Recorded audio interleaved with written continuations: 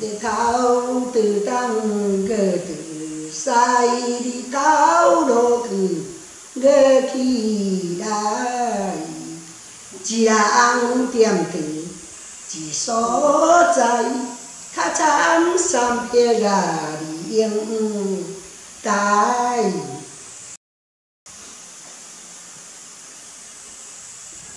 để thao từ tăng gờ từ